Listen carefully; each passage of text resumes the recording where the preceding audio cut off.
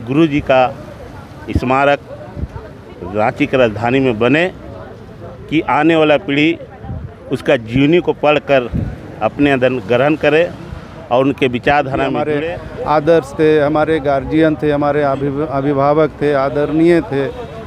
मैंने जितना भी शब्द मैं उनके लिए कहूँ कम पीड़ा को हम लोग शब्दों में बयान नहीं कर सकते हैं कि आज हमने एक ऐसा रत्न को खो दिया, ऐसा वीर योद्धा को खो दिया जिसकी भरपाई शायद योगी युगों तक बहुत मुश्किल। गुरु जी को सिर्फ यहाँ से देखने से नहीं होगा, वो बहुआयामी व्यक्तित्व थे और उनकी भरपाई फिलहाल दूर दूर तक कोई नेता नहीं कर सकता है। विश्व गुरु शिबू सोरेन अब हमारे बीच नहीं हैं और उनकी याद में आज रांची के मोराबादी मैदान में एक शोक सभा आयोजित की गई है। देख सकते हैं इधर तस्वीर है, उन्हें माल्यार्पण किया गया है। तमाम आदिवासी समाज के लोग हैं यहाँ पर और शोक संवेदना इन्होंने व्यक्त की है। मेरे साथ कई लोग हैं, इनसे बातचीत करते हैं। सबसे पहले सोनू खलको से बात करते हैं। सोनू जी, लोकल खबर में आपका बहुत बहुत स्वागत है। गुरु जी हमारे बीच नहीं रहे, क्या कहेंगे आप? सबसे पहले तो मैं बताना चाहता हूं कि आज जो आदिवासी समुदाय के जो अगुवाई करता गण है वह हमारे दिवंगत आत्मा बाबा शिबू सोरेन को आज श्रद्धांजलि अर्पित करने के लिए मोराबादी मैदान में इकट्ठा हुए हैं। आज दिसुम गुरु बाबा शिबू सोरेन आज हमारे बीच में नहीं रहे। उनके चले जाने से आज पूरे आदिवासी समुदाय में, पूरे मूलवासी समुदाय में, पूरे झारखंड में शोक मतलब है। आज हम लोग अत्यंत मर्माहत है, दुखी है, जिसको हम लोग इस पीड़ा को हम लोग शब्दों में बयान नहीं कर सकते हैं कि आज हमने एक ऐसा रत्न को खो दिया, ऐसा वीर योद्धा को खो दिया जिसकी भरपाई शायद योगी युगों तक बहुत मुश्किल है। और हम कहना चाहते हैं आपके चैनल के माध्यम से कि आज झारखंड जहाँ पे है, अगर आज हम झारखंड बोलते हैं तो इस अलग झारखंड राज्य की जो परिकल्पना जिस प्रकार हमारे पुरखों ने की थी, तो उस चीज को अपने जीते जी हकीकत में हम आदिवासियों को देने वाले आज हमारे बीच से चले गए। तो वो थे हमारे बाबा दिसुम गुरु शिबू सोरेन। उन्होंने हम आदिवासियों को, हम मूलवासियों को, हम झारखंड वासियों को अलग झारखंड प्रदेश दे करके आज वो इस दुनिया को अलविदा कह दिए। अब इतना बड़ा दायित्व आज हम युवाओं को के कंधे पर है कि जिस प्रकार से जो अपने पूरे जीवन काल में नेमरा जैसे दूर सुदूर जंगल से घिरा गांव से निकल करके आज पूरा का पूरा झारखंड को आज हम आदिवासियों, मूलवासियों, झारखंड वासियों को दे करके जिस पर गए हैं, तो एक बहुत बड़ा जिम्मेवारी है, बहुत बड़ा जिम्मेवारी है।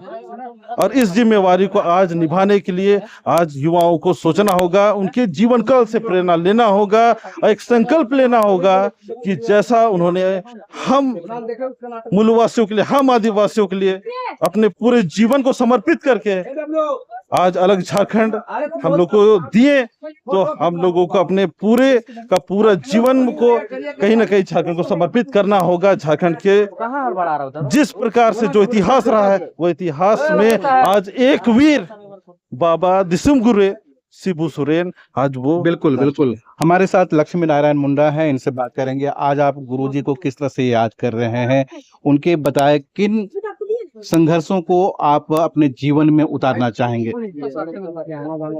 पहली बात हम कहेंगे कि आज का जो कार्यक्रम, कल जो उनका अंत्येष्टि दाह संस्कार होने के बाद हम लोग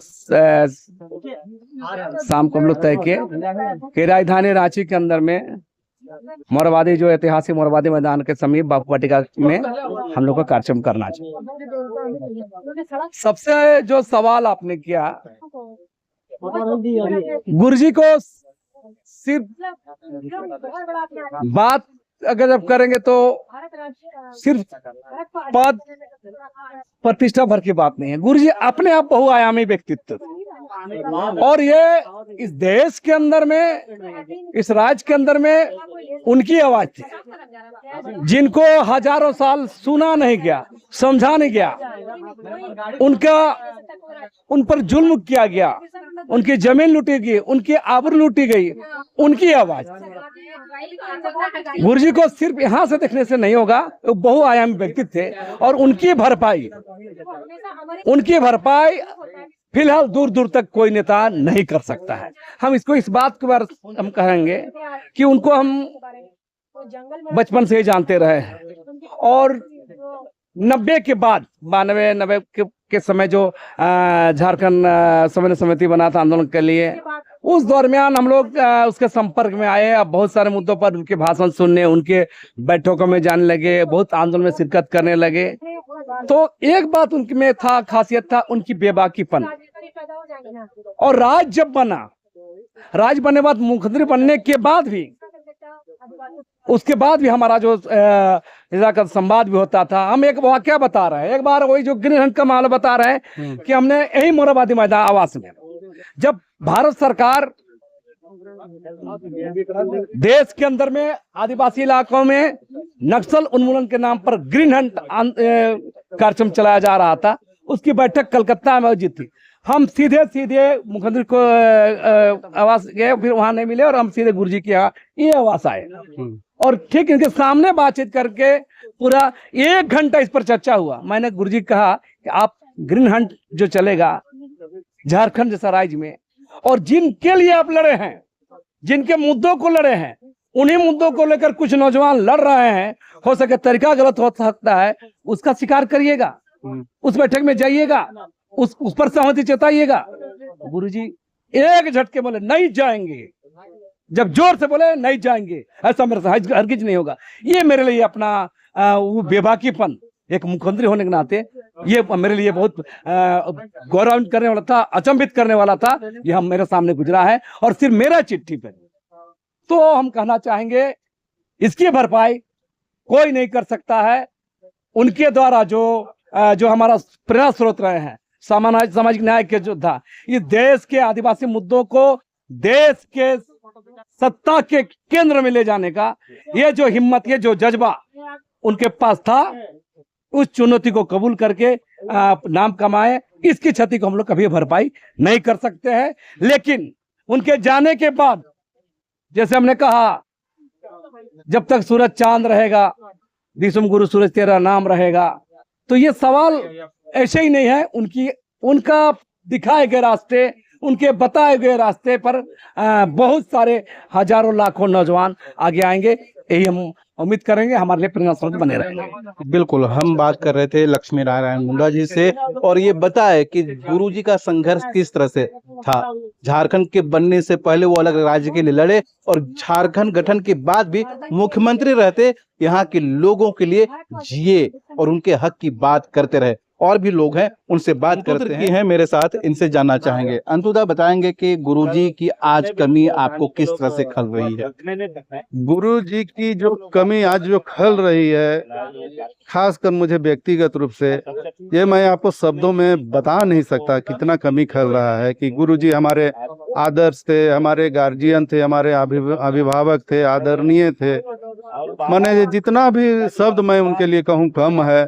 इसीलिए गुरुजी की कमी कभी पूरा हो नहीं सकता है। मुझे अंदर से बहुत, मैं कमजोर अपने आप को महसूस कर रहा हूँ कि एक योद्धा, एक आदर्श, एक सिद्धांतवादी व्यक्तित्व के मालिक आज हमारे बीच में नहीं है। लेकिन भले वो सशरीर रूप से वो हमारे बीच नहीं है, लेकिन उनका जो सिद्धांत, उनका जो विचार है, वो विचार हमेशा हमारे साथ रहेगा और उनके विचारों को लेकर हम लोग आगे काम करेंगे। गरीबों के लिए, आदिवासियों के लिए, यहाँ के मूल निवासियों के लिए, अल्पसंख्यकों के लिए, दलितों के लिए, यहाँ के पिछड़ों के लिए, किसानों के लिए, मजदूरों के लिए, जिस तरह से गुरुजी काम करते थे और हम लोगों को जो बता के गए हैं, जो हम लोगों को सिखा के गए हैं, उस काम को हम लोग आगे बढ़ाते रहेंगे। आगे हम लोग उसको और आगे बढ़ाते रहेंगे।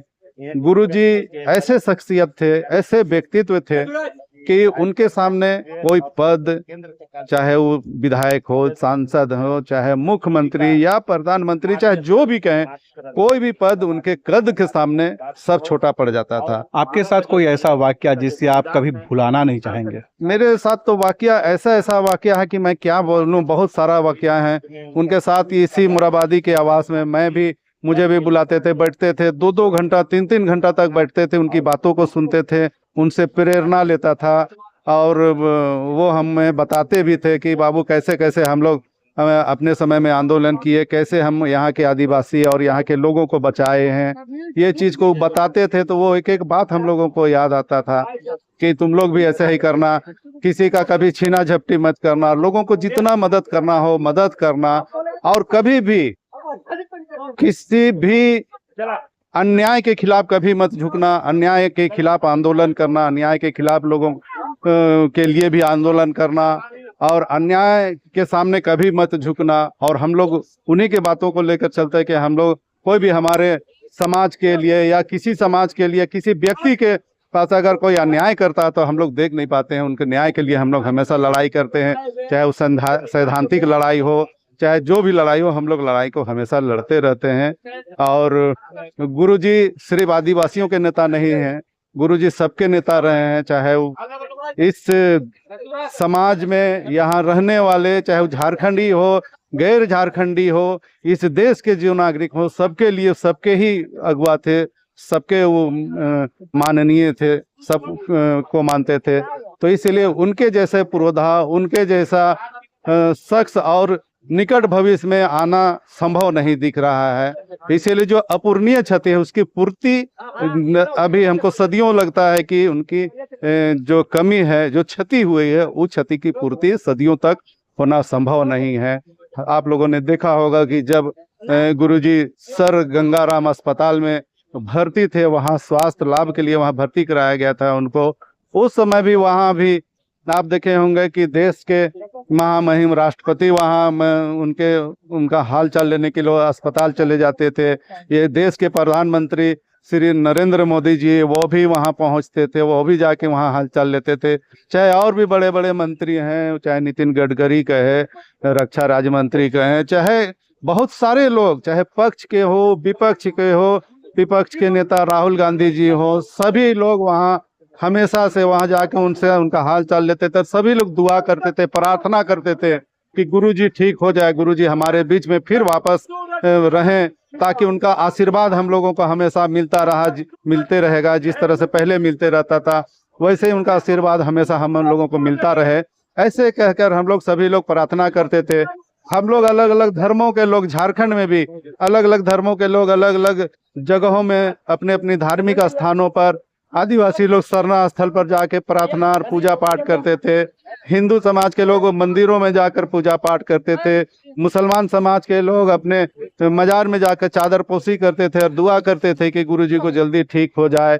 और ईसाई समाज के लोग भी अपने चर्च में प्रार्थना करते थे कि गुरुजी को जल्दी से जल्दी ठीक हो जाए गुरुजी।